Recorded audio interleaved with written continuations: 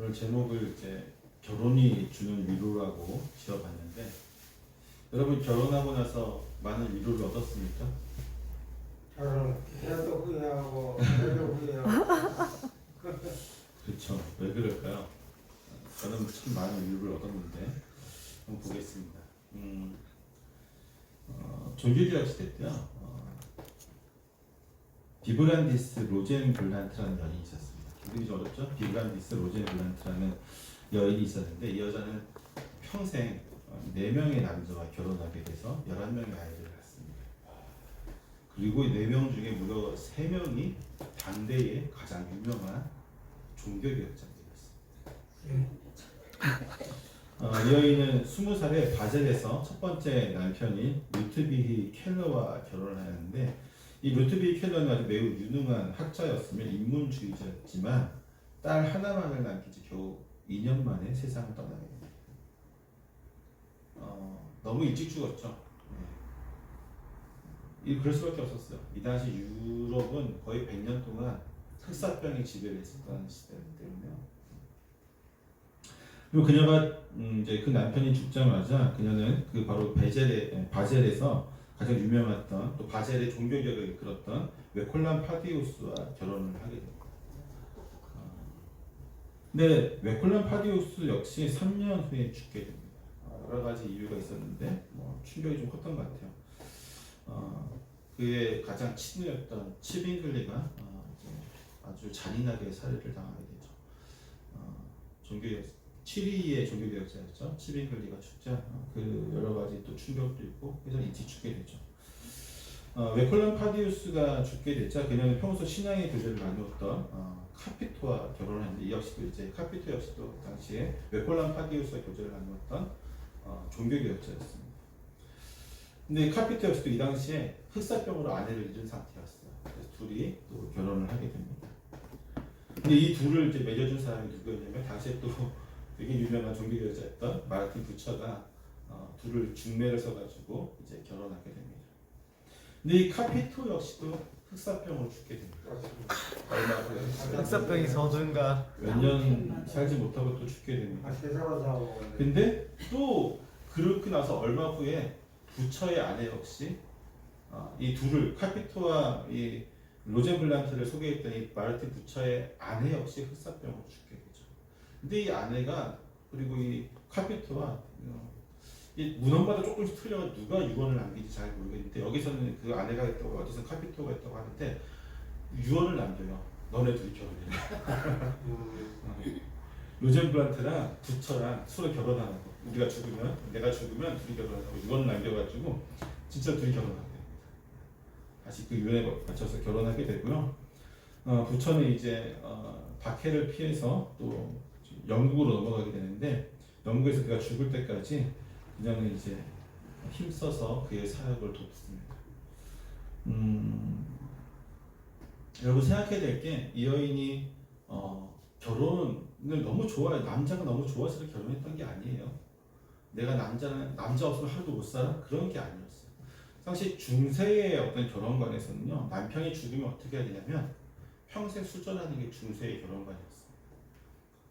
남자는 부인이 죽으면 세자가로 되는데, 여자는 남편이 죽으면 그 남편을 기리면서 평생 수절해야 돼요. 성취해야. 네. 요즘 같은 말도 안 되는 건데, 우리나라도 옛날 조선시대 그랬죠. 성취해야. 근데 로젠블란트는 바로 이제 결혼했죠. 그 여인이 결혼하고 특히나 종교개혁자들과 신앙에 따라서 결혼했던 이유는, 그 여인은 중세의 그런 잘못된 관습을 타파하려고 하는 의미도 있었을 것이고요. 그렇지만 무엇보다도 종교개혁자들에게 있어서 가정은요, 철저하게 하나님 앞에서 돕는 배필을 구했던 것으로 보여져요. 특히 가장 그것에 충실했던 사람이 칼빈이었는데, 그만큼 아내는요, 이 종교개혁자들에게 종교개혁을 할 수 있는 힘과 능력과 의지가 되었던 사람들이었습니다.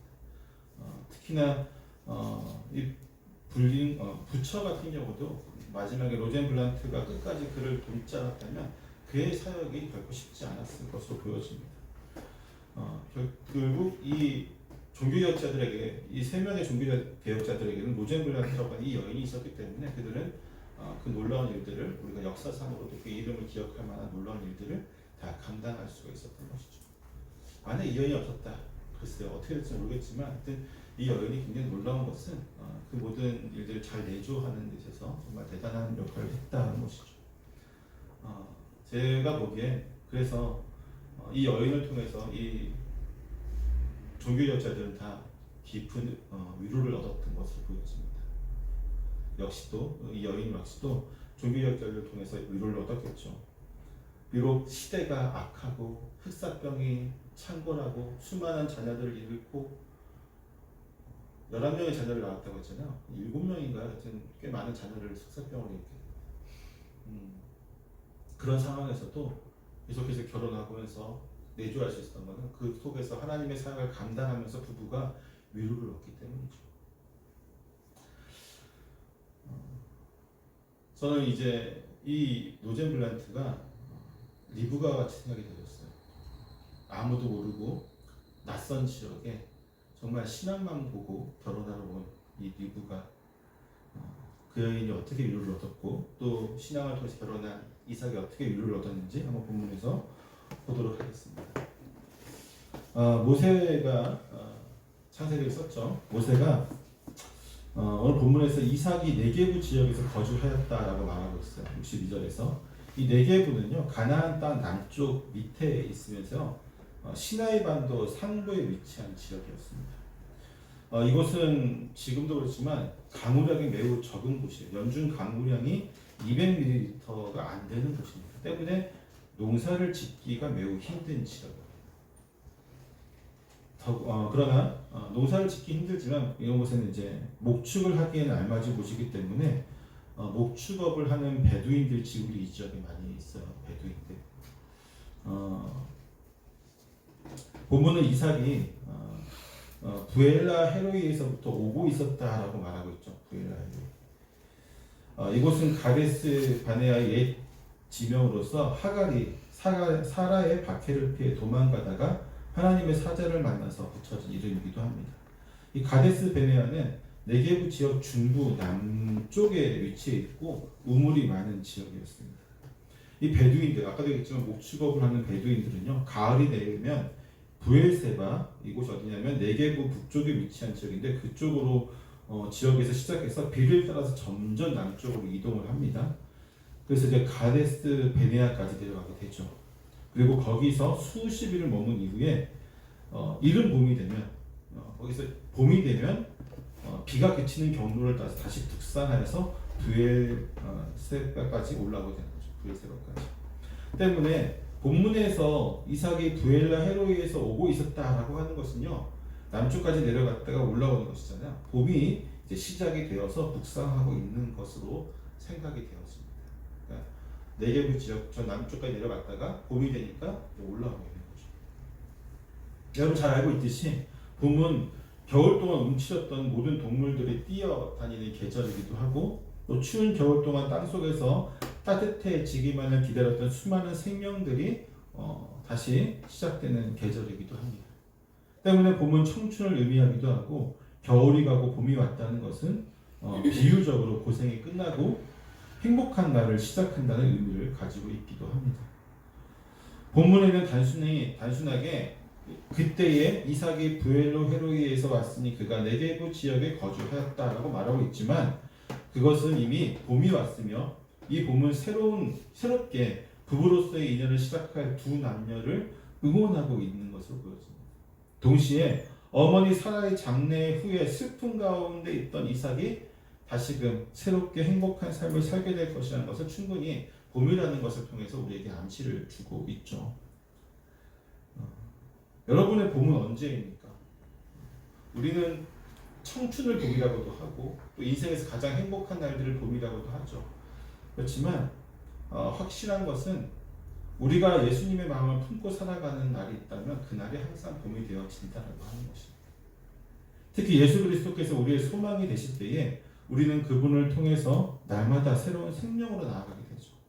날마다 새로운 생명으로 나아가는 그것이 바로 봄이 아니고 무엇이겠습니까? 슬픔과 절망과 고난의 겨울이 아닌 새 희망과 따뜻한 햇살과 같은 축복이 우리를 비추는 봄을 누리는 삶을 살게 하기 때문입니다. 본문에서 봄이 오는 중에 이삭이 오는 것은 참 새로운 희망을 우리에게 보여주고 있는데요. 그렇지만 이 본문에서 모세가 우리에게 그것을 통해서 새로운 어떤 행복과 희망과 어떤 사랑에 대해서 우리에게 암시를 주고 있지만 이삭의 상태는 그렇지 않았어요. 이삭은 여전히 외로웠습니다. 본문에 보면 날이 저물자 이삭은 들에 나가서 묵상을 하게 되죠. 여기서 묵상하다라고 번역된 이제 히브리어가 수아흐라고 하는데 이 구약 성경에서 이 단어가 여기에만 나와요. 다른 데 나오지 않습니다. 여기에만 딱 나오는 단어인데 이 명상하다라는 의미로 이제 파악이 됩니다. 이것이 이제 깊은 생각에 잠긴 것인지 아니면 어떻게 기도하는 것인지를 명확히 알 수는 없어요. 하지만 적어도 날이 저물어서 어두운 시점에 들판에 나와서 혼자 묵상하고 있다라고 하는 이삭의 이 모습은요, 매우 외로워 보인다는 사실을 우리에게 알려주고 있습니다. 아마도 모세는 봄의 산뜻함과 봄의 따뜻함과 어떤 새로운 희망과 저녁의 외로움이 새로운 인연을 암시하고 있었던 것은 아닌가라고 보여집니다. 저자의 의도가 어떻든지 간에 이삭의 현재의 상황은요, 매우 외로움 가운데 있었다는 것입니다. 그가 지금과 같은 상황에 처한 것은 그의 모친인 사라가 죽은 것이 가장 결정적이었죠. 그렇지만 보다 근본적인 것은요, 그가 아직 배필을 만나지 못했기 때문입니다. 아내를 맞이하지 못했기 때문입니다. 이는 본문의 마지막 절에서 이삭이 리브가를 배필로 맞이한 이후에 위로를 얻었다는 말로도 충분히 생각할 수 있는 부분이죠. 하나님은 세상을 창조하시고 가장 먼저 인간을 창조하실 때 아담을 만드셨습니다. 하지만 하나님은 아담이 홀로 완전하도록 창조하지 않으셨어요. 하나님이 아담을 만들 때 혼자 있어도 완전하게 만들 수 있어요, 없어요? 있죠. 그럼에도 불구하고 하나님 그렇게 하지 않으셨어요. 일부러 그렇게 하지 않으셨죠.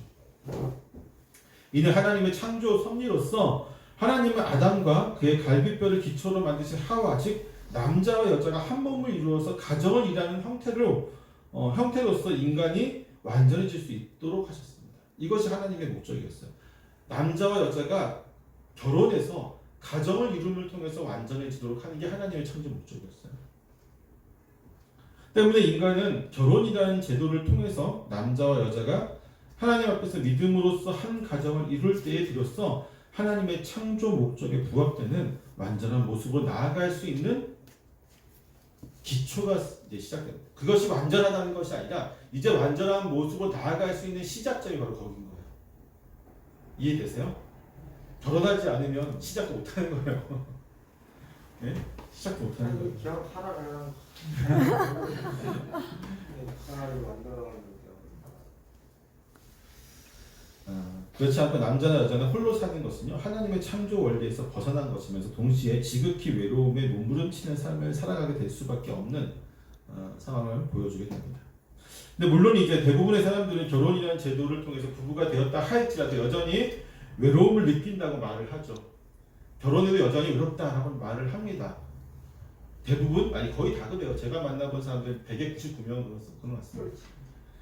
바다는 네. 내려오서 사람이 없이 때문에 요즘에는 혼자 사는 1인 가구가 점점 늘어가고 있죠.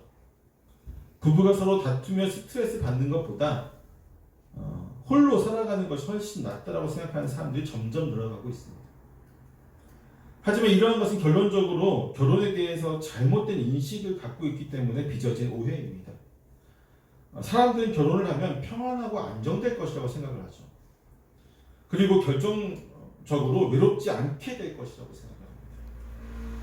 하지만 사실상 하나님이 정하신 결혼이라는 제도는요, 외로움을 해결하기 위해서 존재하는 게 아니에요. 아까도 분명히 설명했지만 외로움이라는 어떤 인간의 감정을 해소시키기 위해서 하나님께서 결혼이라는 제도를 만든 게 아닙니다. 아담이요, 창조될 때 혼자 있어서 외롭다고 느낀 적이 없어요. 하나님이 외롭네? 외로우니까 내가 하와를 만들어야지 이렇게 말씀하지 않으셨어요. 그가 일하는 것을 보시고 돕는 배필이 필요하겠다고 생각해서 돕는 자를 세운 게 하와거든요. 그러니까 인간이 외로움이라는 감정을 언제 느끼게 됐을까요, 여러분? 인간이 외로움이라는 감정을 느낀 건요, 에덴 동산을 나오는 거예요. 더 근본적으로는요, 하나님과의 관계가 단절된 이후에 인간은 외로움이라는 감정을 느끼게 됩니다. 그러니까 그러니까 우리가 자꾸 잘못 생각하고 있는 거예요. 결혼이 남자가 외롭고 여자가 외로워서 둘이 함께해서 외로움을 극복하자고 해서 만들어진 제도가 아니에요. 성경은 그렇게 얘기하지 않습니다. 결혼이라는 제도는 외로움이라는 감정이 생기기 전에 이미 만들어진 제도예요. 서로 도와서 하나님의 맡기신 생육하고 번성하여 땅에 충만하라, 또 하나님 맡기신 사명들을 잘 감당하도록 하기 위해서 만들어진 제도예요. 그렇죠? 생육하고 번성하기 위해서는 기본적으로 뭐 해야 돼요? 결혼을 해야 되잖아요. 그렇죠? 그리고 땅을 정복하고 또 남성들이 또 하는 일들에 대해서 여성이 가정에서 또 일을 돌보고 그 모든 것을 통해서 이 하나님께서 이루신 이 아름다운 창조 세계 안에서 하나님의 뜻에 따라서 그 모든 것을 다스려 나가고 이루어 나갈 때 필요하기 위한 제도로서 이 결혼이라고 하는 남녀가 함께하는 제도를 만든 거죠. 외로워서가 아닙니다.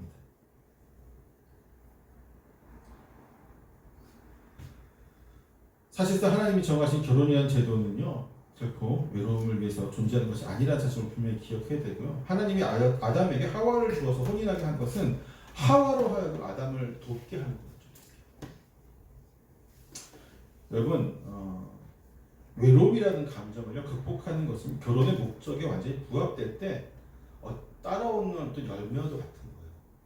그러니까 반대로 얘기해서 외로움을 극복하기 위해서 결혼하는 것이 아니라요, 믿음 안에서 하나님이 주신 사명을 감당하기 위한 아름다운 가정을 만들어 나갈 때 자연스럽게 우리 안에 있는 외로움은 극복되어집니다. 이해가 되세요? 왜 그럴까요? 근본적으로는 외로움이라는 감정이 언제 왔다고 했어요? 기억나시죠? 제가 좀 전에 얘기했죠? 하나님과 우리가 단절되어서 왔다고 했잖아요. 부부가 하나 되어서 하나님의 사명을 감당할 때에 가장 가깝게 하나님을 느낄 수가 있어요. 때문에 외로움이 그때 극복이 되어지는 거지. 둘이 있어봐요. 둘 다 이미 왜곡되어지고 상처있고 타락한 이 심령과 두 심령이 만났을 때에 그 가운데 하나님이 계시지 않으면요, 그리고 두 가운데 주님 앞에서 하나가 되어서 나아가지 않으면요, 여전히 다툴 수밖에 없고 외로움은 더 극대화되어집니다. 나의 외로움과 상대방의 외로움이 더해져서 더 커지는 거예요.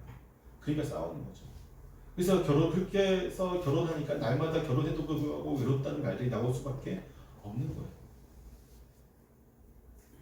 이해되시죠? 그러니까 결혼하고 나서 외롭다는 말 하지 마세요. 그 말은 무슨 뜻이냐면요, 우리가 제대로 믿음 생활 못하고 있으면 똑같은 거예요. 오직 믿음 안에서 하나님이 우리에게 주신 사명을 감당하면서 서로 돕는 배필이 되어서 결혼할 때에야만 그 결혼은 아름다운 열매를 맺고 외로움뿐만 아니라 그 외의 모든 것들도 다 극복이 가능해지는 것이죠. 이삭은요, 들판에서 묵상하던 중에 눈을 들어서 낙타가 오는 것을 보게 됩니다. 또한 동시에 리브가 역시 눈을 들어서 이삭을 보게 되죠. 성경에서 둘 다 눈을 들어서 봤는데 서로를 본 거예요. 이제 본문의 말씀은 이제 연결돼서 순차적으로 오지만 이것을 한 그림에서 보면 동시에 눈을 들어서 지금 본 거예요. 둘이서. 그리고 이제 리브가는 직감적으로 저 남자가 지금 자신이 눈을 떠 서로 보고 있는 그 남자가 자신의 남편이 될 남자인지를 인식하게 되죠. 그래서 바로 낙타에서 내리는 행동을 하게 됩니다. 그러니까 낙타에서 내렸다고 하는 것은요, 이미 그 사람이 지나가는 나그네라든지 이런 게 아니라 직감적으로 내 남편일 거라는 어떤 직감적인 확신이 있었기 때문에 바로 낙타에서 내리게 되죠. 그리고 정말 마지막 확인을 위해서 이 늙은 종에게 물어보죠. 저기 들에서 배회하다가 우리에게로 마중 나오는 자가 누구냐라고 묻습니다. 그리고 늙은 종이 내 주인이라고 대답하자 리브가는 즉시 너울로 자신의 얼굴을 가리게 되죠. 이미 첫눈에 알아봤지만 그래도 확인을 한 번 더 한 거죠. 그리고 확실해지자마자 얼굴을 가리게 되죠. 이 두 남녀는요, 한눈에 서로가 이 사람이 자신의 짝이 될 사람이라는 것을 인식하게 됩니다. 보통 말하는 첫눈에 반했다, 그런 의미로 볼 수도 있는데, 두 남녀가 눈을 들어서 서로를 바라보는 모습을 묘사하고 있는 모세는 아마도 이 두 남녀가 서로 첫눈에 반하게 되는 상황을 보여주려고 했던 것 같아요. 그리고 적어도 이 상황에 대한 묘사는요, 남녀가 서로에게 호감을 가지고 있음을 분명하게 우리에게 보여주고 있습니다. 서로 첫눈에 딱 보고 있는데 이게 서로 미워하는 감정일 수는 없잖아요, 그렇죠? 이게 어찌를 그래. 하지만 리브가는 자신의 감정대로 행하지 않습니다. 호감이 있었지만 그 호감에 있어서 감정대로 행하지 않고요. 그것은 또 이삭 역시 마찬가지죠. 리브가는 자신의 얼굴을 가리는 것으로서 예를 다하고 있어요. 이삭은 종이 자신의 배필을 구하기 위해 행한 모든 일을 다 들음으로 인해서 그녀에 대한 모든 것을 확인하는 것을 볼 수 있습니다. 어쩌면 너무 당연한 일이지만요. 가끔은 쉽게 넘어가고 무시되어지는 것이 바로 이 결혼함에 있어서 예를 지키는 것입니다. 특히 태어나서 서로 완전히 다른 가정에서 수십 년을 자라서 성인이 된 이후에 서로 만나서 사랑하게 돼서 결혼이라고 하는 절차를 밟아가는 과정에서 예를 다하는 것은요, 사실 무엇보다도 중요한 일입니다. 때로는 마지막에 이 예를 다하지 않아서 결혼 직전에 파탄나는 경우가 정말로 많이 있죠. 많죠. 저도 중별에서 참 많이 봤습니다. 결혼 일주일 남겨놓고 뭐 며칠 남겨놓고. 때문에 결혼을 하기에 앞서서 양가 부모님이라든지 뭐 신랑과 신부가 될 두 사람이 행해야 여러 가지 그 친척들 앞에서 행해야 될 여러 가지 예들이 있겠지만 다 떠나서 오늘 본문에서 허락한 것을 말씀드리지만 먼저 부부간의 예가 정말 중요한 것 같아요. 부부간에 물론 사랑하는 마음도 감정으로 결혼을 하는 게 제일 어떤 우리의 결혼의 어떤 첫 번째 동기가 되어지겠지만 그 첫 번째 동기에 너무 몰입이 되어서 감정으로만 모든 것을 하게 되면요, 그 결혼은 반드시 어떤 불협화음이 들릴 수밖에 없습니다. 아무리 서로 사랑을 하고 또 내 감정이 그를 향해서 완전히 있다고 할지라도 우리가 상대방에 대한 예를 온전히 지킬 때에 그 가정은 비로소 아름답게 지켜질 수가 있습니다. 본문에서도 보면은 리브가가 자기의 얼굴을 가리는 것은요, 너 내가 남편에게 얼굴을 보여주지 않겠다 이런 게 아니에요, 여러분. 이 행위는 당시에 결혼 전에 신부가 신랑에게 하는 신성한 예의였습니다. 예의였어요. 예를 차리는 거죠. 여러분 생각해 보세요. 감정대로 했다면요, 이쁜 자기 얼굴을 보여주고 싶겠어요? 그 이쁜 자기 얼굴을 보여줘야지 남자가 더 자기를 사랑해 줄 거 아니에요, 그렇죠? 그렇게 하지 않아요. 감정대로 행하지 않습니다. 여러분, 이슬람에서 여인이 얼굴을 가리는 것이 이슬람의 모든 이슬람의 전통 같은 거잖아요. 이것이 이제 하나님이 자신들에게 주신 율법에 따라서 하는 것이라고 말합니다. 이 율법이 뭐냐면 이제 샤리아라고 하는데, 샤리아라고 하는 율법을 따라서 여자는 무조건 얼굴을 가려야 된다라고 얘기를 하는데, 이 율법을 누가 받은가요? 마호벳이 받았죠. 그러면은 불과 얼마 되지 않았다는 건데, 지금 우리 본문에서 보이잖아요. 이미 고대 시대에도 이 얼굴을 가리는 게 전통처럼 있었습니다.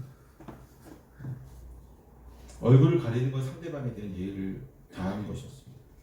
또한 이삭 역시 종에게 모든 전후 사정을 다 들음으로써 자신의 부인이 된 이 여인에 대해서 어떤 성품과 인품과 신앙을 가지고 있는지를 다 살펴보죠. 이것은 상대방을 내가 평가하겠다는 의도가 아니라요, 오히려 결혼할 상대를 더욱 잘 알아서 내가 그를 더욱더 사랑하기 위해서 행하는 것입니다.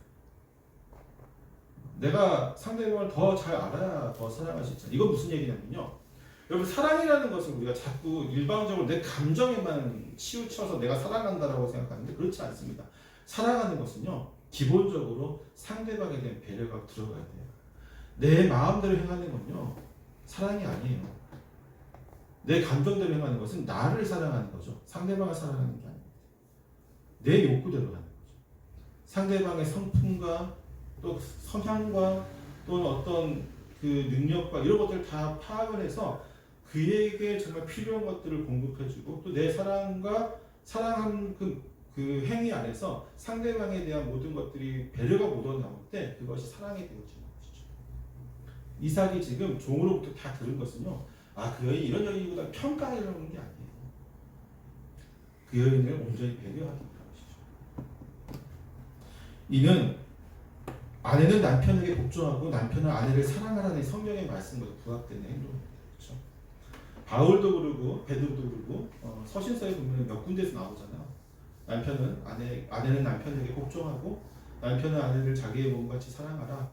에베소서 같은 경우는 그리스도가 머리됨 같이 아내들이 그리스도가 교회의 머리 된 같이 아내들이 남편에 복종하고 이런 식으로 나오죠. 또 그리스도가 교회를 사랑한 것처럼 남편도 아내를 사랑하고 이런 식의 표현도 있고요. 여러 가지 표현들이 이제 나옵니다. 그렇지만 그 표현들을 모아서 한마디로 하면 결국 아내는 남편에게 복종하고 남편은 아내를 사랑하라는 건데 어떤 의미예요? 복종의 어떤 의미입니까? 그 말에 무조건 따르라는 거죠. 그렇지만 전제가 있어요. 믿음 안에서 하나님의 사역을 감당할 때에 복종합니다. 남편이 주의 믿음 안에서 하나님의 뜻대로 살아갈 때에 그것을 돕도록 할 때에 복종하는 거죠. 그것도 아니고 진짜 인생을 자기 마음대로 살아가면서 너 하나님 성경에서 나한테 복종하고 복종해 이거는 말도 안 되는 거거든요. 그리스도가 교회를 사랑하는 것처럼 사랑하고 교회 머리된 같이 복종하는 거죠. 그랬을 때 그 결혼은 가장 아름다운 결혼이 되어지고 또 가장 아름다운 위로를 얻을 수가 있습니다. 이삭은요, 이 리브가를 인도하여서 자신의 장막으로 데리고 가는 것이 아니라 그의 어머니 사라의 장막으로 데리고 들어갑니다. 그래서 리브가를 아내로 맞이하고 사랑함으로써 그는 사라를 잃은 슬픔에서 벗어나 위로를 얻을 수 있었다라고 본문은 말하고 있습니다. 어머니의 갑작스러운 부재는 이삭을 슬픔과 외로움의 동굴로 밀어넣었습니다. 이는 동성의 아버지로부터는 받을 수 없는 빈자리였습니다. 아버지인 아브라함 역시 이삭을 너무너무 사랑했죠. 사랑하지만 그럼에도 불구하고 아버지인 아브라함으로부터 받을 수 없는 사랑의 어떤 형태가 있었기 때문에 이삭은 외로움을 느낄 수밖에 없었던 것 같아요. 그 자리는 매우 큰 빈자리였습니다. 그리고 어머니만이 해줄 수 있는 게 따뜻한 자리의 공백은요, 오직 결혼을 통해서 이루어지게 되죠. 지금.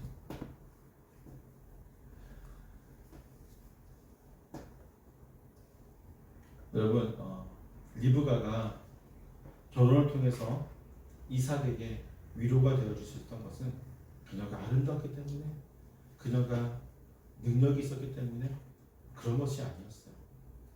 그녀가 하나님이 그에게 준비하신 신부였기 때문도 있겠지만 그녀가 믿음 안에서 이삭에게 정말 귀한 믿음의 동력자가 되어주셨기 때문에. 여러분도 마찬가지예요. 자꾸 결혼에 대해서 부정적인 이야기가 너무 많이 들리는 요즘 시대입니다. 제가 설교를 준비하기 전에 한번 통계를 한번 찾아봤어요. 통계를 찾아봤더니 우리나라 작년에 혼인 신고된 건수가 20만 건이 되지 않습니다. 19만 얼마요. 저희가 결혼할 때 한 15년 전이죠. 저희가 결혼할 때 한 30만이 넘었었거든요. 33만 뭐 그렇게 한 해에 결혼을 했는데 작년에 19만 겨우 넘었어요. 19만 천인지 뭐 그렇더라고요. 정말 결혼을 점점 안 하고 있다. 심지어 결혼함에도 불구하고 혼인 신고를 안 하는 사람들이 점점 늘어나고 있어요. 왜 그럴까요? 언제든지 쉽게 헤어지기 위해서. 물론 그 외에도 이유는 많아요. 뭐 여러 가지 청약이라든지 여러 조건들 때문에 일부러 혼인 신고 안 하는 사람도 있고요. 여러 가지 있지만 가장 근본적으로는 결혼에 대한 어떤 확신이 없기 때문이에요.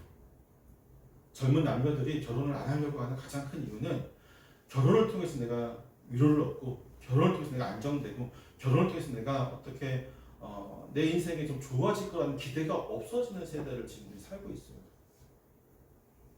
때문에 결혼을 안 하려고 해요. 하지만 여러분, 성경적인 결혼, 하나님 말씀 안에서 이루어지는 이러한 결혼은요, 반드시 우리에게 위로를 줍니다. 안정을 줍니다.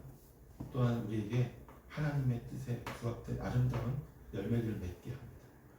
혼자 하는 것보다 믿음 안에서 부부가 함께 있을 때 더 큰 열매들 받습니다. 믿으십니까? 아멘. 결혼 안 하신 분들은 오늘 말씀 잘 기억하시고 결혼하신 분들은 자녀분들에게 꼭 이걸 잘 가르치셔야 되고 또 결혼하셨음에도 불구하고 여전히 내 결혼이 불행하다고 생각하시는 분들 오늘 말씀 잘 기억하셔서 정말 아름다운 결혼이 되기를 축하합니다. 정말 위로를 얻는 결혼이 되기를 축원합니다. 기도하겠습니다.